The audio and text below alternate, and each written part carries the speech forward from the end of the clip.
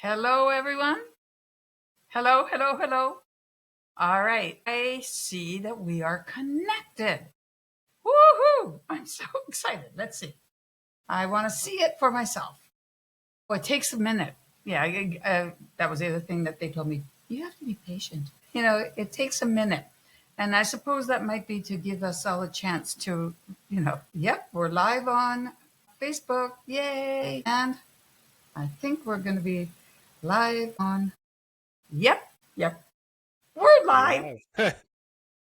All right, everyone. I want to say welcome. If you thought I flaked last week because I just didn't show up, I actually didn't flake. I just flunked. I flunked to operate this Riverside. And it's always user error. But I got it, I think. We're live. And I am so, so happy to be here live. And particularly with this week's guest, Matt Poechman. Hi, Matt. Hey, Effie, thanks so much. Thank you for being here. Thank you. I am honored for a number of different reasons. Matt has been with Sub2 now how long? It's about 2 years now. Okay, which counts for a lot. It counts for a lot. But he's also a Canuck.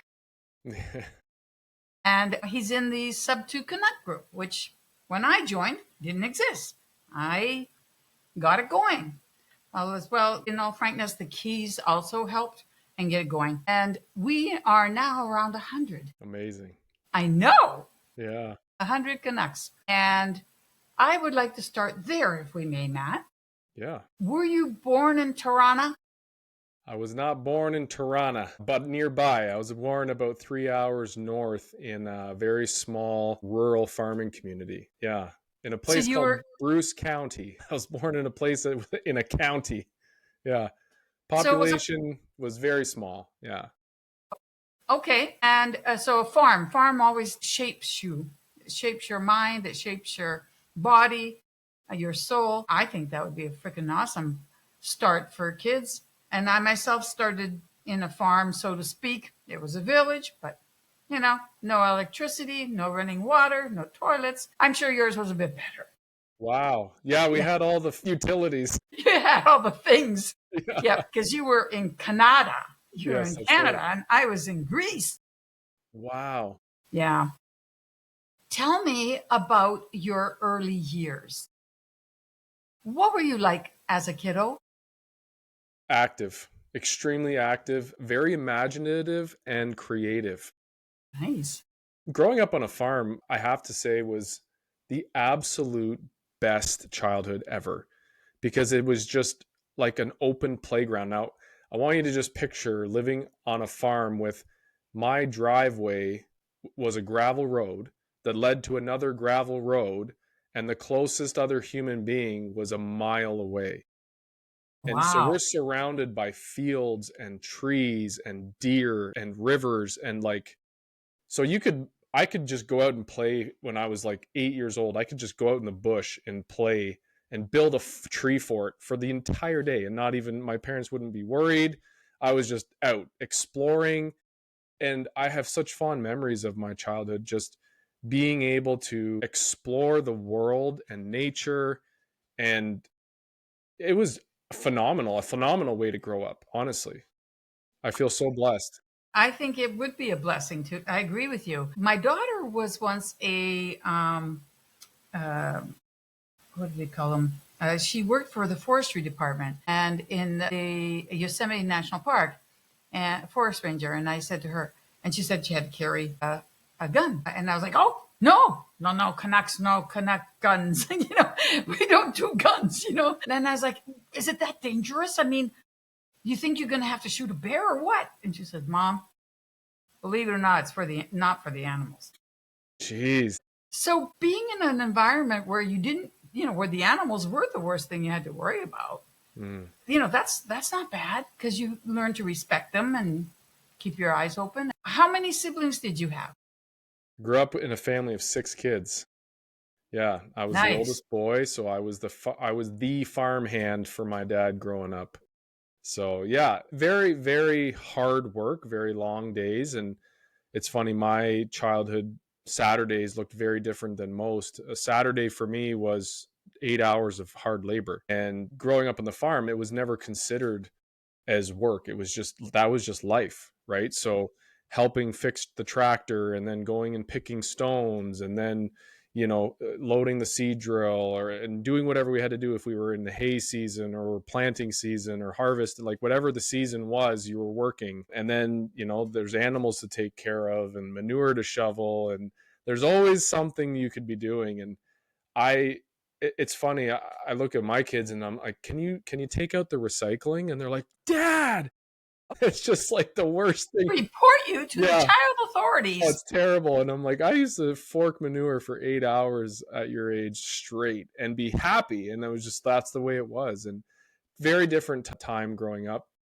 Yeah, 35 years ago was a very different time. But I'm so grateful because my dad never had to tell me to work hard. I just emulated his work ethic, and And you that's saw the carried work through. Of needing to be done. course. Who else is going to do it? It has to get done. Yeah. You knew the word chore, Yeah. but it wasn't like a choice. It was just Hmm. pitch in. Everybody pitches in. That's right. Yeah, which really served me very well later on in life, because when I went for job interviews and my career in law enforcement, it served me very well because I was a workhorse, right? So I wasn't afraid to roll up my sleeves and do the things. I was the first one to volunteer, let me in, let me go. And I stood out as a leader right away because of that. So, and that followed me into my investing path. So I'm very proud of that. Very, very proud of my humble beginnings and the roots that I had, for Yeah, sure. pride is one of the things that you get paid with, I think. You look at yourself and you go, wow, I actually did that? For Definitely. sure. Yeah. So now I'd like to know, just so I can complete this vision I'm building in my head before we move on, what type of farm was it? Well, actually, it was a beef farm, but primarily my dad is known as being the first certified organic egg farmer in all of Canada. Yeah, about 45 Wow, years ago. Yeah, long time ago. So I grew up on an organic egg farm. So gathered eggs every day, in with the hens, feed the chickens. Yeah, take care of the hens. A interesting. lot easier than being a dairy farmer. They have to milk twice a day. Eggs, it's 1 hour of work a day usually, other than feeding them, which is a lot easier. Yep, yep, Milking is like 3 hours twice a day. yep, It's a lot of work. yep. But yeah, grew up in an egg farm with Nice. cattle and some cash cropping, about 1,000 acres. Very nice, very nice. So, talk to me a little bit about your schooling. Did you have to go to school in another town? Let's move us forward to. I'm assuming you didn't have time for sports when you Of were in course, elementary. always time for sports. Yeah, I played Yeah. soccer and basketball. We had rugby in high school. God, rugby. Yeah.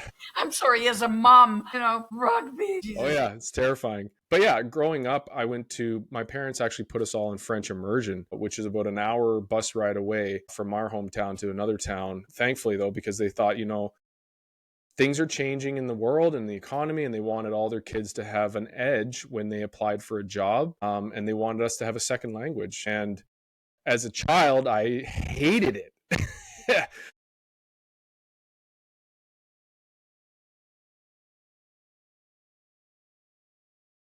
Και εγώ μόνο μιλάω ελληνικά. No, no French.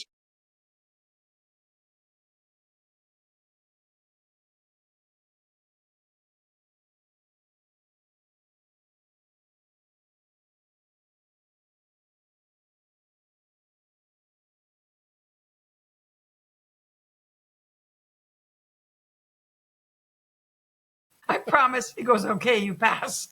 Amazing. So, no, the only language I have and that I was speaking is Greek. I see. Well, Yeah. at least you're bilingual. Oh, yes. Yeah. And I speak American. Oh yes. So trilingual. Totally, totally.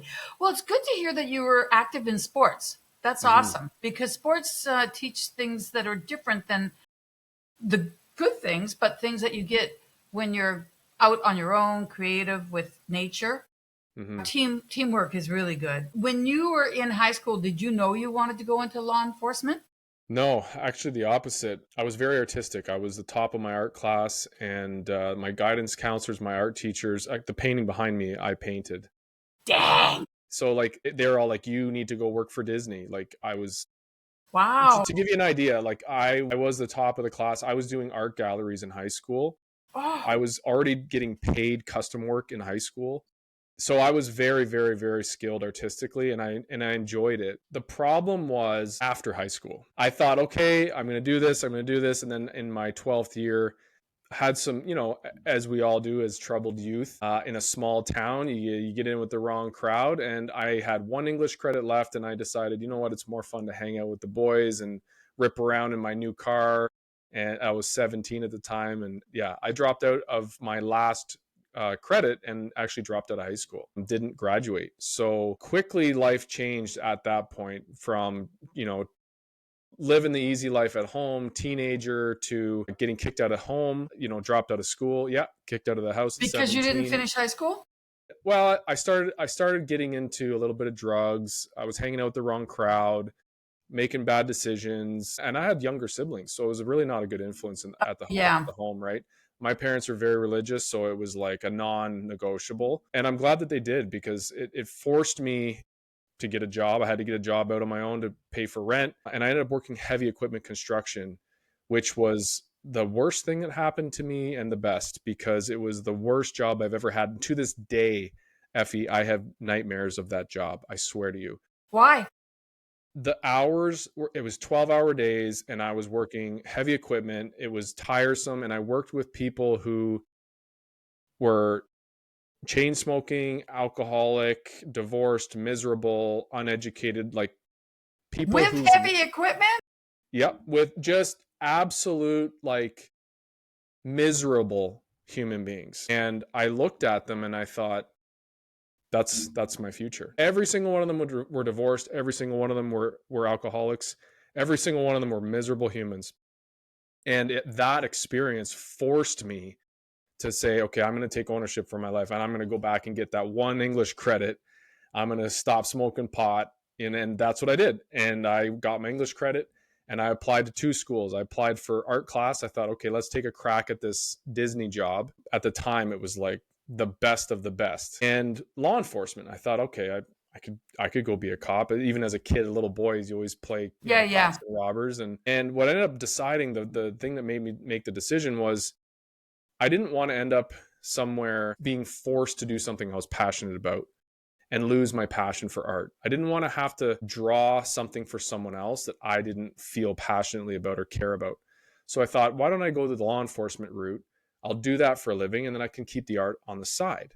So that was my decision, and that kind of shaped my path. And I got into law enforcement very early on at 23. I went to college and then got into law enforcement for the federal government. I worked in narcotics for a number of years, and then intelligence, plainclothes, then on to national security. I was doing surveillance on, like, active terrorist threats, and then onto a tactical team. So had a very, very successful law enforcement career. Yeah. Cool. Cool. Yeah, artists are very interesting. I will say that. Okay, so both, I am not artistic, but I give birth to artists. Both my kids. The little drawing it's not a drawing, it's I don't know, forgot what it's called. Behind me is one of the few pieces I got from my daughter who went to Pratt Institute. At that, in the year she was in, it was the third top art school in the country. Wow. And my son did get accepted into Disney. It's now called Cal Arts in Wow. California. It started as Disney Studios. So both of them were very artistic. My son got in on scholarship. Wow. And here's where, if he's watching, he's going to cringe, because that scholarship was given to only one student out of 300 applicants, Mm-hmm. and he was chosen. It was a half a scholarship. It was very expensive, the other half. And similarly to what you're saying, he dropped out before the end of the first year. Wow. Yeah, it's got something to do with P.T. Anderson, whoever the heck that dude is, one of his favorite directors. And just because he got to go and work with him, he figured that he. Anyways, I made him pay it back. I got so mad at him. But they're both artistic, and artists have their own views about Mm. their creativity and their art. I can't say I fully understand it, but I'm grateful for artists. It would be a freaking boring world if we didn't have you guys, in my opinion. I bet. So I'm glad you kept that. And that is a beautiful painting behind you. I love it. Well, thank you. I wish I could afford you because I know that I've got to do a studio thing, right? Right now, Yeah. it's just, like, I don't know, I'm in a space, thank God, but I need to create some kind of studio and I have no clue. But I have an idea you're probably a little expensive for me. I'll cut you a discount. I'll give you the Canucks discount. Canucks and sub two? Yeah. Okay, now I might be able to afford it. We'll talk after the show. Sounds good. All right. So then you went into law enforcement, which is Hmm. very serious and different from what you were getting yourself into at the beginning. And Hmm. that's pretty freaking awesome. But I kind of wanted to know the pivotal moment, but I think it's because you basically didn't want to be like those alcoholic, pot smoking people Hmm. that were probably endangering their life working with heavy equipment. That was a pivotal moment for me when I was, a late in my late teens and early 20s, that I couldn't see the rest of my life as being that way. And I kind of had almost the same epiphany after, 17 years in law enforcement. Was I was working myself to the bone, night shifts and overtime, and trying to support a family, and barely, like I'm talking barely scraping by, barely enough money to make ends meet. And so, we grow up thinking a six-figure salary it's everything. And 40 years ago it was, but six figures now, you're like just getting by, which is insane to say, but it's the reality most people face. And especially if you're living in like one of the biggest urban centers. And I live in the biggest city in the country, where cost of living is astronomically high. And so to live close to my in-laws, to have the grandparents close to their only grandkids, that's the cost that you have to pay. But I had that moment similar to when I was about 18 or 19, where I looked at my life and I said, I'm not okay living the next 15, 20 years of my life with this being it. And I'm willing to do whatever it takes to step out of my comfort zone and go for more. Right. And I'll do the work. So the economic pressures pushed you to the next level. The economic pressures definitely was like one of the major reasons. But I think there was also an underlying sense of, there was a lack of fulfillment, which for most people they may not understand, because law enforcement for a lot of years for me was my purpose and it was my passion, and I was very, very good at it, and I helped a lot of people's lives. But there comes a time after 17 years of doing something, you realize what the real, like what the system actually is, and you feel like a number. There's a lot of politics in law enforcement, and like there is in any business, especially in higher levels of government. There's a lot of politics, ones that I didn't ever want to play. And so I was searching for more. I was searching not just for more financial freedom and ability, but for something that would fill me up with fulfillment and purpose on a higher and deeper level than just going in and slugging down a shift. It was just, I needed more. So how did you go about finding it? Because I know a little bit of your history, but I Mm-hmm. would like for you to talk and tell the story, Mm-hmm. and the pressure that you feel of living by rules that don't make sense and losing the passion you had makes sense, does. But finding the next step, especially to where you are now, because you are very much in mindset and a leader as a coach. How did you get from that to where you are now? Yeah, great question. Well, it started with that decision that I said, I won't accept this as my life for the next 20 years, and I'm going to go seeking however I can go about finding what I need to do to expand and grow and learn, so that I can get to the next level. And that started with me looking around my environment and seeing people that had wealth all owned real estate. And that for me was the common denominator. And my wife and I had a conversation, and she said, I'm pretty scared of real estate. Like my mom says it's a risky investment. Like, what if the market crashes? And there was just 100 reasons to never do it. She said, if you're going to do it, just don't tell me about it. I don't even want to know. So Sorry, that's hysterical. my mother-in-law said the same thing. She's like, you have no idea what you're doing. I don't support this at all. And I'm like, okay, well, I'm going to prove you both that I can do it. I'm going to prove you wrong. So instead of thinking I knew everything, I knew that I knew nothing. So I started with the simple podcasts and YouTube, starting with the free content to try to educate myself. And the more I dug into that, I thought, I need to get a mentor. I need someone who can point me in the right direction, because there's way too much information out there nowadays. With the internet, it's such an amazing tool, but there's overwhelming information. There's too many coaches, there's too many gurus, there's too many strategies. I was overwhelmed. So I'm like, I need to find someone who's executing in a space that I think I could do. So I found one, and I took his mentorship program. It was 6 months. It was one-on-one, and it allowed me to learn the basics of real estate. And I bought my first investment property. Was he Canadian or American? Canadian. Yeah. Okay. Yeah. So I took that program in 2019. So almost 6 years ago now. And that first program propelled me to my first property. But then I Nice. didn't do anything. I was, again, we What were was out the of first money. property? What was it? I bought a tiny little duplex with the first time home buyer. So I was able to put 5% down. I used my RSP, which is similar to a 401k if you're American. And I was able to buy, I did a BRRRR strategy. I bought, I renovated, and then I rented and refinanced out, and I was $0 in the property. So I'm very proud that I was able to execute successfully on my very first, and not by anything I did. It was learning really from my mentor. So kudos to Yeah, but you him. took the action, For and sure. so many people don't. Yeah. And, I think that that makes a big difference. You've got to be able to take the action and make the commitment. And it can be scary. Talk to Derek. The He first, saw me last week and terrifying. I was trying to go live with him, and it was crazy. But yes, you have to make the commitment that no matter what, you're going to do it. So I think that's a great place to start. What did you Mm-hmm. do next? Well, next, because I ran out of all my money, and we were starting to have children at the time, I thought, instead of, well, I didn't have an option.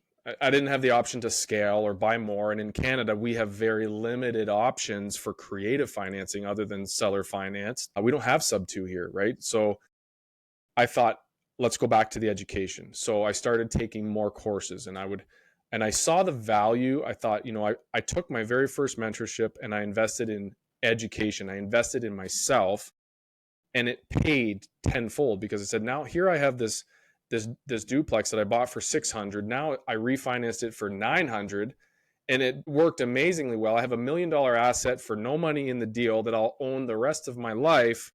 I love this. How do I do this more? How do I get 100 of these?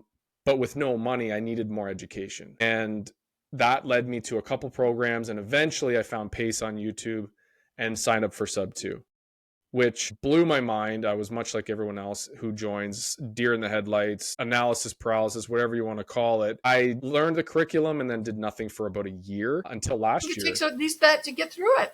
Yeah, the material and the content is amazing. It I is. learned so much, but I just couldn't execute. And I'll attribute that to not being connected and not integrating into the community. And because I was watching the Sub 2 community from afar, I'm up here in Canada where we have igloos and, and polar bears and moose. I didn't feel connected because I have the ability to just drive to a meetup. And so it wasn't until I went to Squat Up and I thought, I'm going to make a ton of connections. I'm going to start meeting people so that when I go to Squat Up, I'm going to see them in person. And when I did that, it completely changed everything. Changed everything. Yeah, you And know those are what? people I actually did deals with. Yep. I think you've got a very good point there. The border makes a big difference. And when Mhm. I joined, it was during COVID. And during COVID, I couldn't come down and open up my LLCs. They wouldn't let me open up an LLC from Canada without coming. Couldn't open up bank accounts. Now things have moved so much more, that I'm happy for the Canucks, Sub 2 Canucks group, where we have 100 and they're all talking about which lawyer to use and how to do it and how you can do deals here. No, nothing like that for Effie, Mm-hmm. because it just wasn't possible at that time. And I felt like I was looking over the border and, oh, who are those people? And the only thing I could do was network.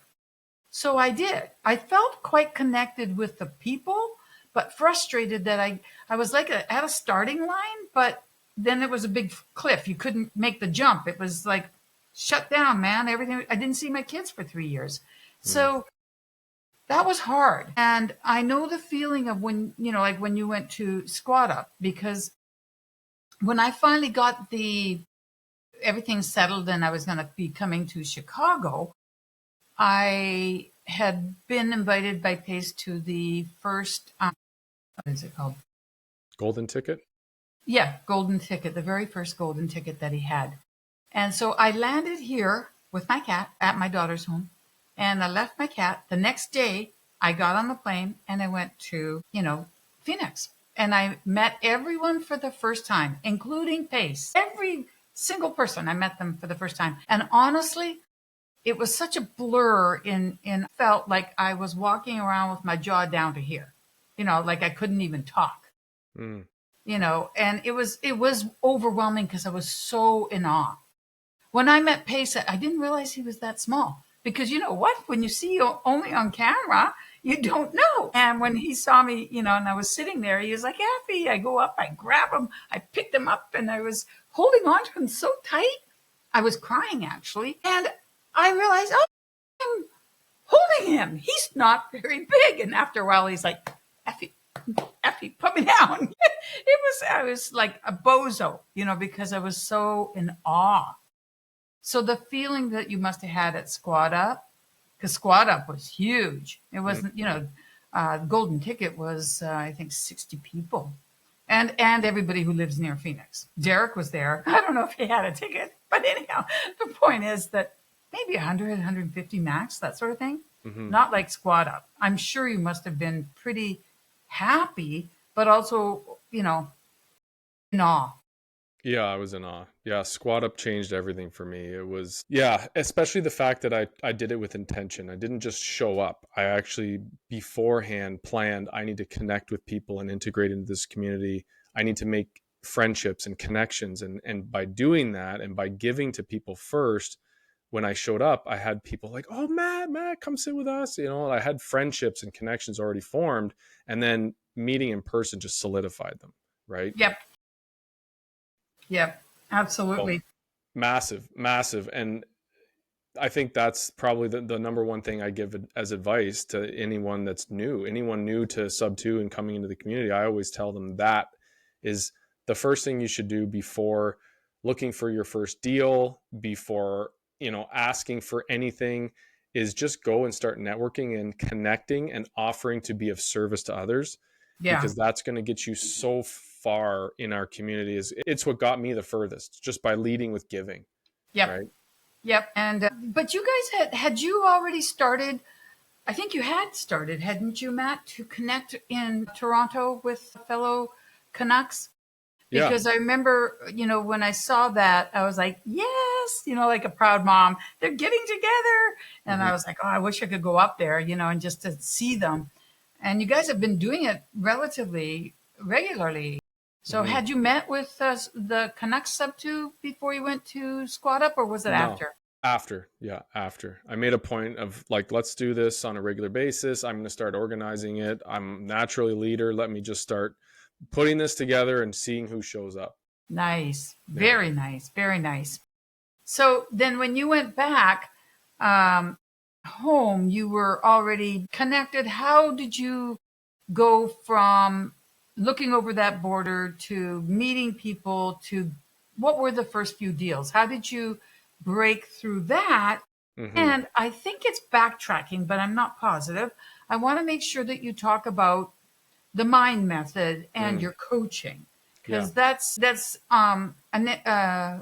a field on its own, is it not? I mean, you're not dealing with just like sub two people, Right. right?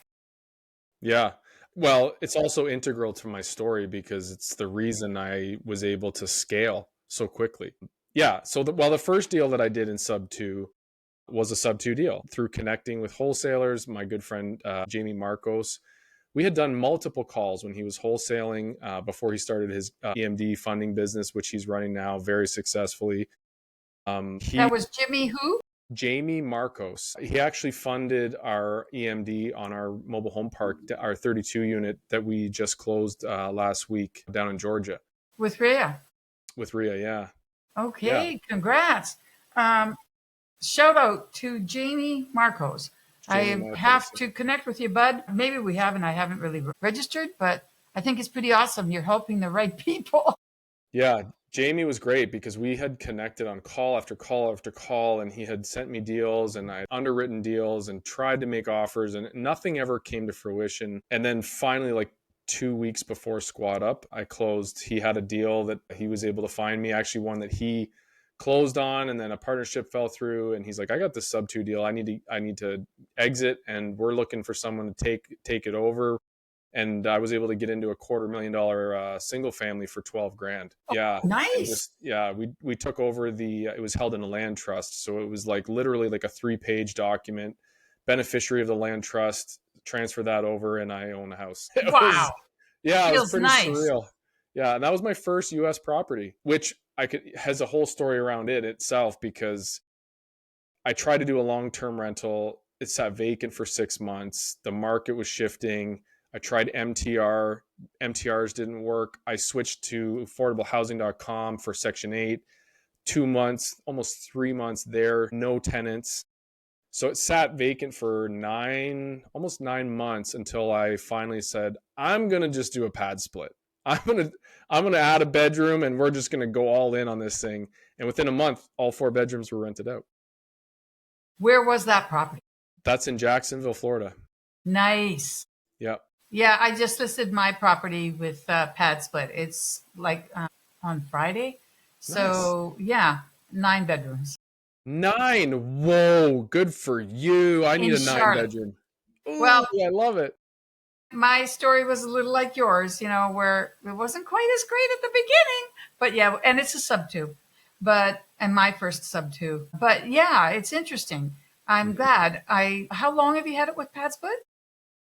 Since I think November or December last year. And So do you have a not property long. manager also? I do, yeah. Are you Yeah. happy with it? Very, extremely happy. Nice. Yeah. Yeah. Nice. It's like hands free. Like I just see the check roll in from pad split. I see the mortgage go out automatically. It's it's really I don't do anything. Like That's my awesome. property manager, she handles the lawn maintenance, she handles all the turnovers, the cleaning, she handles everything. Good. Yeah. Good. That's Yeah. what you need. That's what That's you right. need. Yep, for sure. For sure. So then you that one was not with Jamie though, was it? That deal was from Jamie, Good. the single So you've family, yeah. done multiple things with Jamie. Yeah, yeah. Jamie and I Nice. have done a few deals together now. So yeah, so that was my first one, but let me back up to October of 2023. Hmm. So in October of 2023, which is not very long ago, it was like a year and a half ago, I I still only owned one duplex. That one that I bought here in Canada first.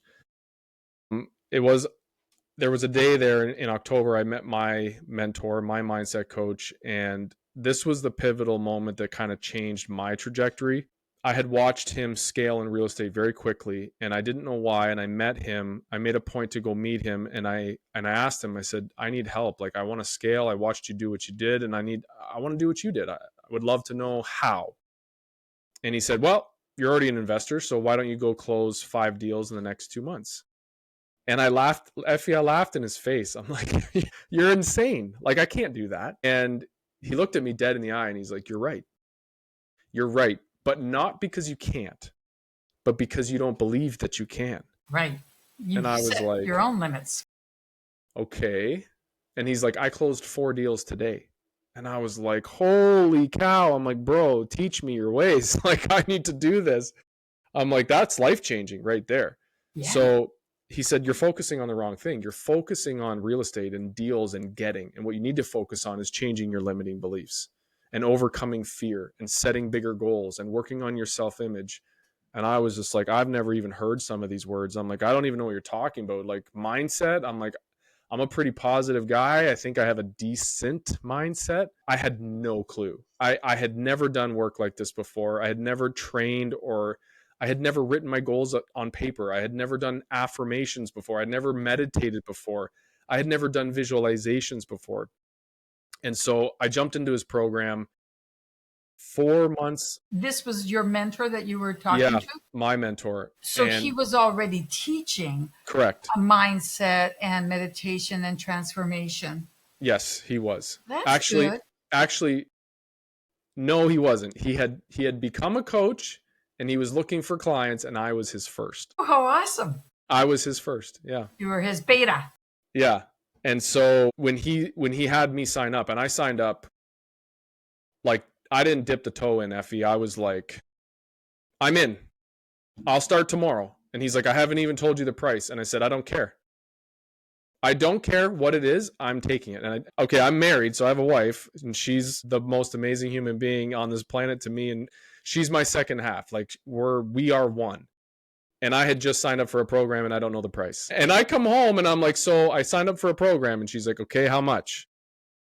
And at the time, Effie, we're $65,000 in debt, and we have 2 kids.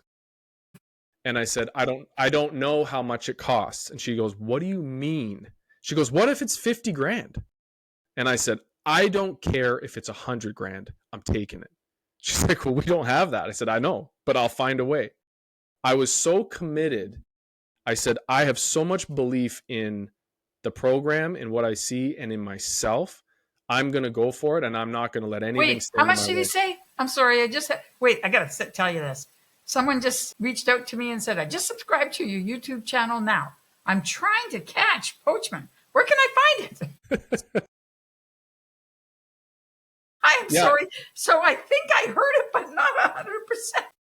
So she said, what if it's 50 grand? And I said, I don't care if it's 100 grand. I'm taking it. Obviously, the course was not $100,000, but it's just to my point that How much was it? it was 10.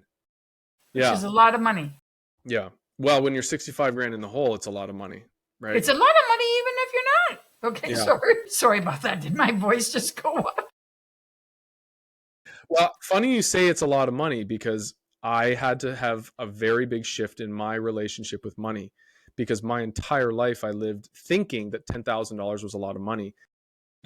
The way that I thought about money and my relationship with money, I wanted to shift to a place where $10,000 was not a lot of money. And so that's where I shifted to. Like, where I am now, $10,000 is not a lot of money. $100,000 is not a lot of money. $1 million is not a lot of money. I raised $750,000 in 2 weeks after Deal Makers, thanks to Pace in the Owners Club. I was able to raise almost $1 million in a couple of weeks. So $1 million is not a lot of money. And where I see myself in the future and going and building a $100 million portfolio, $1 million is nothing.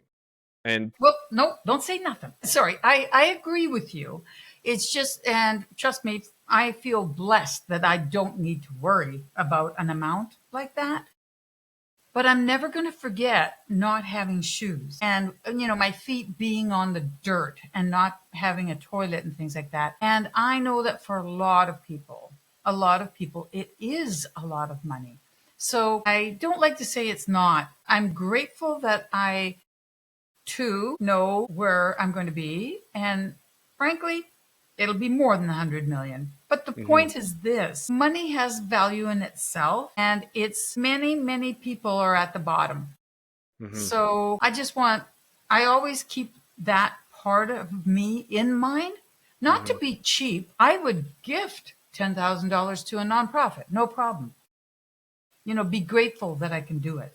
But I don't know. To me, there's, like as soon as you start talking about more than a couple $100, I sort of keep my understanding of valuing of how difficult it is for many people, and that 10,000 is a measure. It's a lot of money for many people.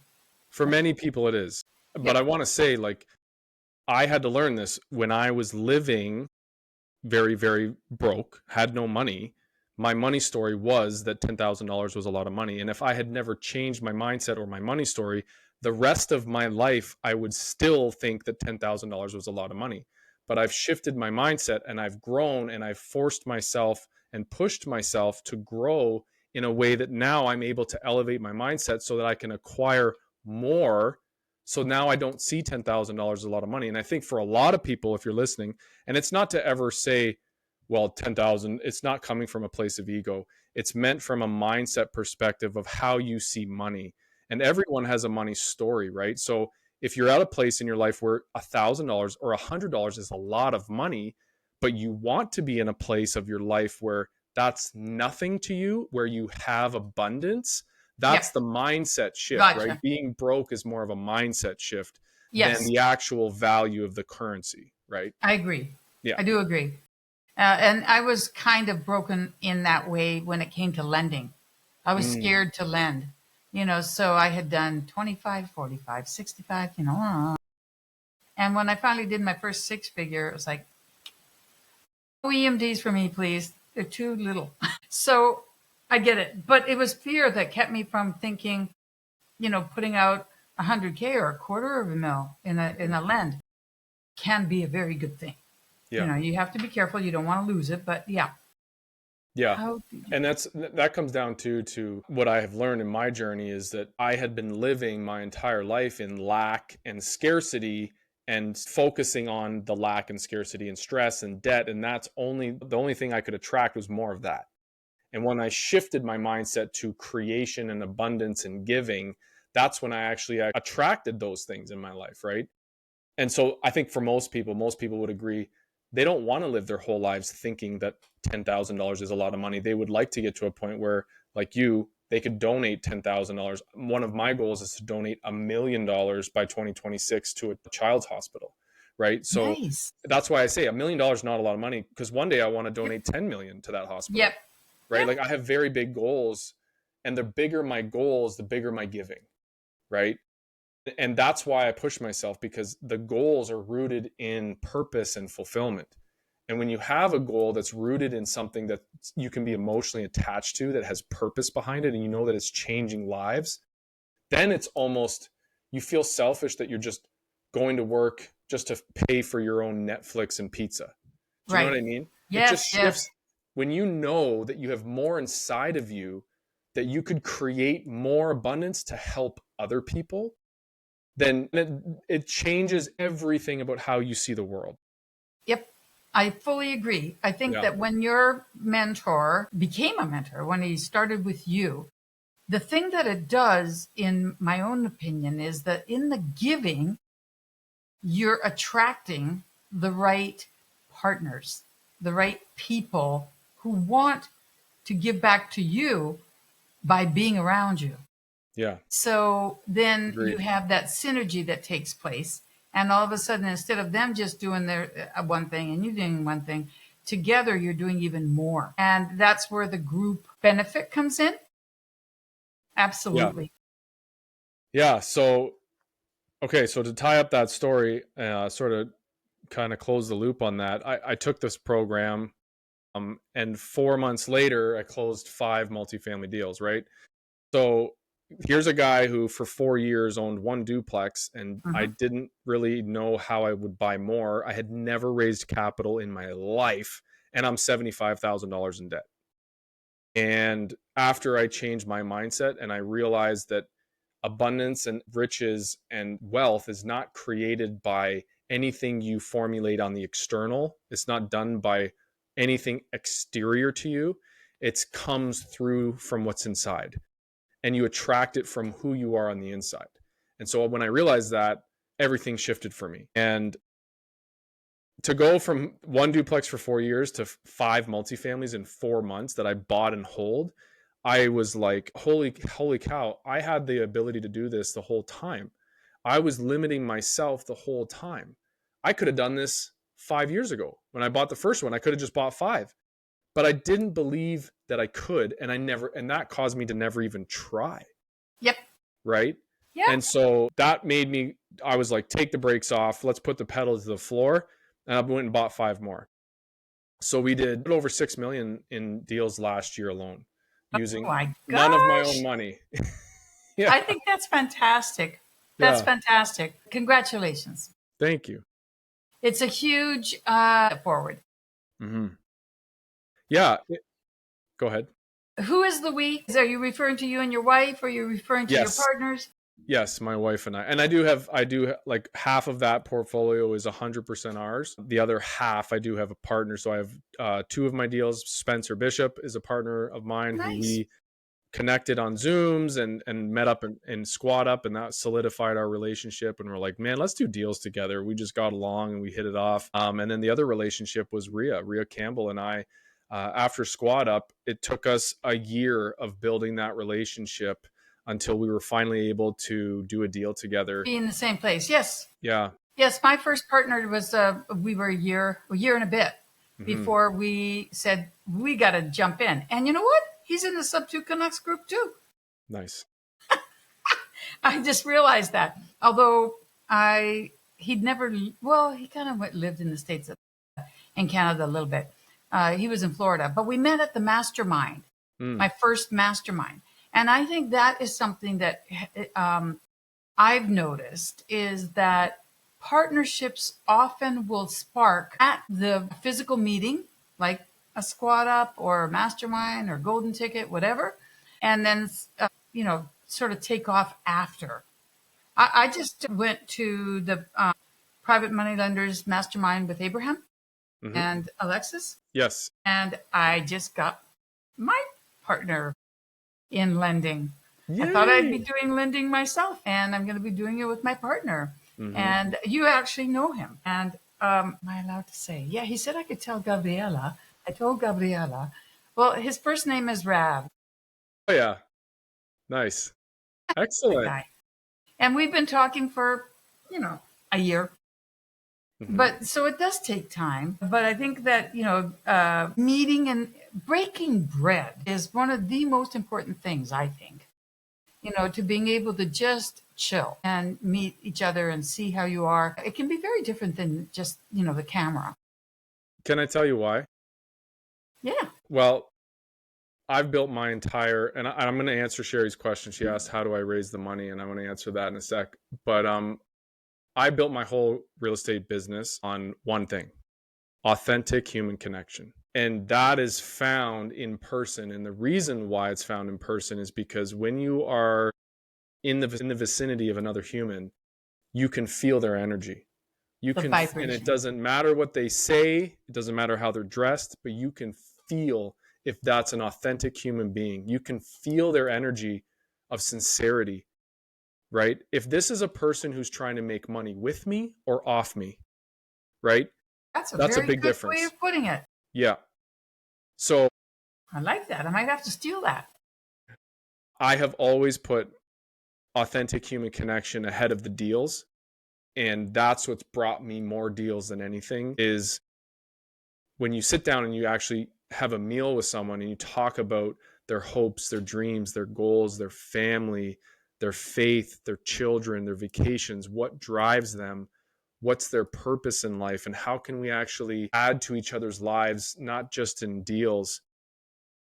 That's such a deep connection that human beings need to have, right? And filling that and then doing deals for me is the only way I do real estate. So I don't like the transactional, and when I had no real estate, I had to do a deal because you just have to get into it, and it has to be transactional because you got to get the one done. But for a lot of people even the listeners, anyone in sub 2 has done a deal or two, the true gold is the people, right? It is a people business, right? The deals come through people, the funding comes through people. It's all built on people. It's not about the deals, right? Whether this deal falls, the next deal falls through, there's another deal. There's always another deal, right? And so I don't try to be, I am completely non-transactional. I am fundamentally, authentically a human being. So when I connect with people, I want to know who you are. I want to know what your purpose is. I want to know about your life, your kids, your family. And I want to spend time together. I want to like meet up and do stuff and enjoy food and take the kids to the aquarium and do all the things, right? And that to me is very fulfilling. So I forget what the question was. Sorry, I We just were ramble talking sometimes.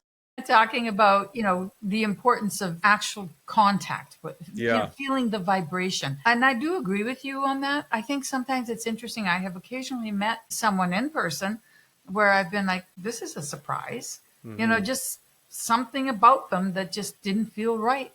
Mm-hmm. And yet I had spent quite a bit of time, you know, on camera with them. But the camera is not all encompassing. The vibration doesn't really come through on a screen. You Yeah. can feel it to a certain degree, but not like you can when you're in person. When you're in person, just the everything about the person, Mm-hmm. their the way they move, the way they sit, the way they talk, their energy, the way they smell. Like there's so many aspects that we just don't get through Mm-hmm. the screen that it can, reconfirm totally that, oh, this we're on the right track and or wait. So I think it's an important filter, a very important test to And you're say, mentioning the tangible. I would say on top of the tangible things, the things that we can see with our senses, there's the intangible, right? There is the fact that we are all masses of energy and we emit a vibrational energy, all of us, right? And that energy is felt by other people. And like when I was at Owners Club in Boston, I had people approaching me constantly. And I had people who would come up to me and they would say, I I don't know what it is, but I saw you from across the room and I just felt like I had to come over and get to know you. And I'm like, "Yeah, I know." And they're like, "How did you know?" I'm like, "It's my energy." And they're like, "Yeah, what is that?" And I'm like, "It's gratitude and authenticity." And those are the two of the highest vibrations that you can be in. And it just attracts people, right? People are attracted to those two vibrations and it's very tangible. And when you send that energy out, people feel it. They may not know it, but they'll say those people that come up to me and be like, I don't know, there's something about you. I was just drawn from like 50 feet away. I just saw you and I felt like I had to come talk to you. I'm like, yeah, that that's makes sense. fantastic. That's fantastic. That's fantastic. Well, let's get to Sherry's question. She wants to know how you raised the capital. Can you talk about that? Yeah. So I'm going to completely, Sherry, hang on to your shoes because I'm going to break the mold on this one. I am going to tell you how to raise capital unlike anyone has ever told you ever. Oh my So, gosh. ever. I Wow. promise. So, on my journey of personal development and through my mentorship, I was learning all of these techniques on how to get in tune with energy and the universe and source and really understanding that there are universal laws, right? Law of attraction, law of vibration, right? One of the biggest ones was the law of receiving. And so I had never raised money in my life, and this is the one thing that led me to raising $2 million in 8 months, having never raised money before. So if you have a pen and paper, you're going to want to write this down. And I hope you guys are all ready But too. Effie, this is like, I guarantee in the real estate community, you have never heard anyone tell you this is how to raise capital. I guarantee. So I asked my mentor, I said, okay, I've got this deal under contract. I have no money for it. How the heck do I raise capital? He said, oh, that's easy. Go out in your backyard right now. I said, okay. He said, put your arms out to the universe. I'm like, okay, I'm doing it. He goes, now be so grateful as if the money has already arrived. I'm like, okay. And he goes, and say it out loud. I am so happy and grateful now for all the capital that has come to me that's already here to pay for this deal. I said, great, done. What's next? I'm ready for the next step. He said, forget about yourself and go help someone else. And I was like, and then what? And he's like, that's it. I'm like, there's no way that works. There's there's no. No, I I'm mean, just thinking, did he want to smack you one? Didn't he just say you have to believe? I'm like, listen, man, I'm going to keep it real with you. I'm 17 years in law enforcement. I've seen the worst in people. I know what life is really like. I've seen the underbelly. Like this is some hippy dippy stuff. Bro, money does not fall from the sky, is what I said to him. But I'll do it anyway. Because I really, at that point, I had nothing to lose. Either I raise the capital and I close the deal, or I don't and it falls through and I find another one. So I said, okay, what can I do? I'm going to give value to people. So I'm going to go help as many people as I can. And I set out as my intention, I'm going to do as many Zoom calls as I can, because at that time I had spent 4 years underwriting deals every day. I really wanted to get really good at the math and get really fast at underwriting. So after 4 years, I had about 1,000 hours of underwriting under my belt. And so I said, I'm going to help people who are new in the community in multiple private real estate communities, some here in Canada, some in sub 2. I'm going to help people who have never done a deal or do their first deal. I'm just going to help them. I did 600 Zoom calls in 8 months. 600. What? That's a lot. There were days where I did 14 hours of Zoom straight. Yeah, I I had wouldn't days eat. like that, but not many in a row.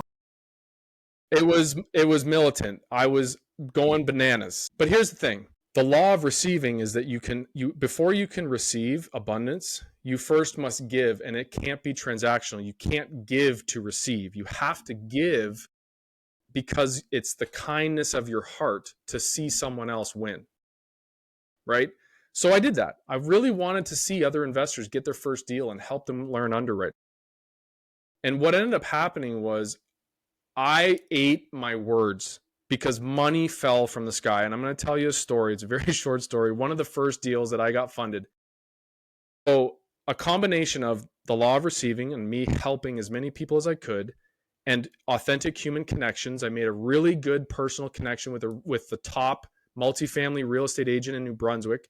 I flew out. I made a point to stand out of the crowd. I flew out and spent the day with him, and I bought him lunch and dinner. And I thought, this is how I'm going to stand out. I'm going to get to know him on a personal level. I want to know his personal life, and I want to help him. And so because I did those two things, I focused on authentic human connection and giving. I was sitting on my couch one night. And I get a call from this realtor who I had a connection with. He says, I have a 7-unit property. It's off market. It was under contract. It fell through, and I'm about to put it on market in about an hour. Do you want it? I said, send me the numbers. And at that point, I was quick with underwriting. So in 18 minutes, I had underwritten this whole deal. And I said, yeah, it makes money. Send it to me. I will sign the offer now.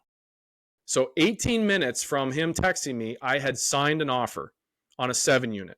In that 18 minutes, I get a text message from a guy that I had reached out to 3 months before, who I had helped. I even met him for coffee once or twice, who was going through a tough time. I helped him with underwriting. I looked at some deals with him. He reached out in the text message in that 18 minutes and says, hey, I love what you're doing. You've been so helpful, and I really appreciate you so much. I've got $2,000 I want to lend to you. I'm like, what in the heck? $200,000 just fell out of the sky and hit me in the lap. Literally. I love it. Literally. I love it. I was like, and I had a moment, Effie. I was like, money's falling from the sky. Holy crap. This is how it works. I couldn't even believe it. I was like, this is insane. There's no way that this is real. In 18 minutes, I had an almost $1 million deal, fully funded and under contract. And I didn't have to look for it, work for it, search for it. I didn't have to grind. I didn't have to do any cold calling. I didn't have to do anything. That's how I raised capital, by giving. That's pretty cool. That is very, very interesting. I think what your mentor had said about going out in the backyard, like once and saying that you're, already giving thanks as like it's here, and then going out and forgetting about yourself and helping someone else. Mm-hmm. I think that a lot of people would trip up on the forgetting about themselves. But wait a minute, what about the deal? And I guess if I'm right, it doesn't really matter about that deal. No. That deal is either going to happen or not, but other deals will come if they don't. Right. Which is, I think, just go and give. Chino, right? Of course. For those of you who don't know Chino, go and watch that episode in my podcast. And don't forget to subscribe. Oh, I keep forgetting to say this. Please subscribe and like and make comments. If you do not, please go away. Oh, amazing. I have not said it forever. And then about a week and a half ago, somebody said, you got to say it. I'm like, how am I going to say it? I'm going to say it in fun and jest. I love it. But watch that episode about Chino. Chino just gives. And he's like building, man. He's got a lot going on. Yeah. And he's only helping the homeless. Mm-hmm. I love that, man. Well, can I tell you the two things that happen really quickly? Yes. The thing that happens when you give is it changes your vibration because you get fulfillment from giving. Mm-hmm. So that changes your vibration. And what happens when you are grateful for the money as if it's already here, that also changes your vibration. So you're not from a place of need and lack and want. I'm coming from a place of gratitude as if it's already here. So those two in combination with the giving and the fulfillment and the gratitude, those two combined create a vibration that attracts abundance. And that's what I learned. So that's how you raise capital, by becoming a magnet for money. And you can become a magnet for money by changing your vibration. And I'll say this: everyone knows that this is true. If you ever seen a post in Sub2 or anywhere else where someone is coming from desperation, lack, or scarcity, they'll say, "I need a $10,000 EMD by tomorrow." And nobody's funding that. And No. nobody, because they're coming from desperation and need and Right. lack. And that Yep. energy repels abundance. But when you see someone who's like, guys, I have so much to give here. Who wants to be a part of this? I want to win together. Let's make money together. Let's uplift each other. I love this. Who's in? People are like, I'm in. I love this. This person is someone I want to be around. Exactly. It's because of the energy. And then that's what attracts. So if you're looking to get into raising capital, go ahead and go to Raise Fest. Go ahead and go to all these places where you can learn how to fund launch and all this stuff. I guarantee you none of them will be as powerful as this one thing. Learn to become a magnet and you will attract abundance. Do you practice it in your coaching? I mean, obviously, you must share this story with everyone. It's a very powerful experience. I can, Yes. because I think you're 100% correct. So you put your people through it?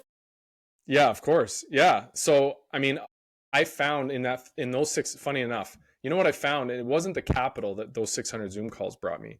It was actually the realization of my purpose in life. I thought it was my career. When I didn't get fulfillment from that, then I thought, okay, maybe my purpose in life is being a good parent and raising good children. And then after that, I was like, well, that's my job. That's my responsibility. I'm the one who chose to have kids. That's my responsibility to raise good human beings. That's not my purpose. My purpose must be bigger than two children. What about other people's children? What about other people's lives?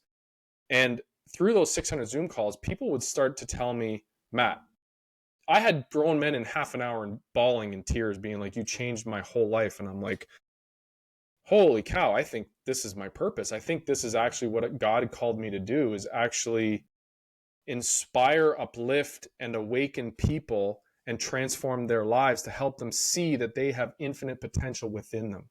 And so my wife and I started our own company, and we have been coaching people ever since, helping them unlock that inner potential and get rid of those limiting beliefs and then move into complete abundance. It's very, very, very impressive. I just dropped the link in there in the chat, folks, for Matt's podcast. And I think from the podcast, and it's called The Mind Method, do they have the opportunity to sign up there, or do they need to go to IG? Let's talk a little bit about how people can connect with you. Yeah, so our program is called Transform, and we took our website. Great timing, Effie. We took our website down about a month ago. We're relaunching the website in probably a week, right before Squat Up. We wanted to have everything ready before Squat Up. Our new program is on an app called Teachable. So we have been launching Transform. It is out, it's for sale, and we are taking clients, and it's amazing. I'm bursting because it's transforming people's lives. I have a client who retired in 4 months after taking the Wow. coaching. 4 months. What? Yeah. We've been changing people's lives, and it feels so dang good. So my wife and I, on top of Transform, we actually developed a second program for couples specifically. So we took all the things that we learned in our mindset journeys and we compiled them and made it for couples to strengthen the bond and improve relationships. Because I think that's one of the things that is needed in the world today, is more of an emphasis on healing and bonding relationships. We see it too often that people are just thrown away. If this doesn't work, I'll just exit this and just find someone new. And we want to see people really commit and have really deep, amazing relationships. And we developed a program called Thrive, We're doing pre-orders now. So if you just reach out to me on Instagram, we are getting that up and running, and it should be also available in about a week's time. Is Thrive for couples or It is it is. for other people too? Sorry. You can take it if you're not in a relationship because you'll learn the principles of being in a relationship, right?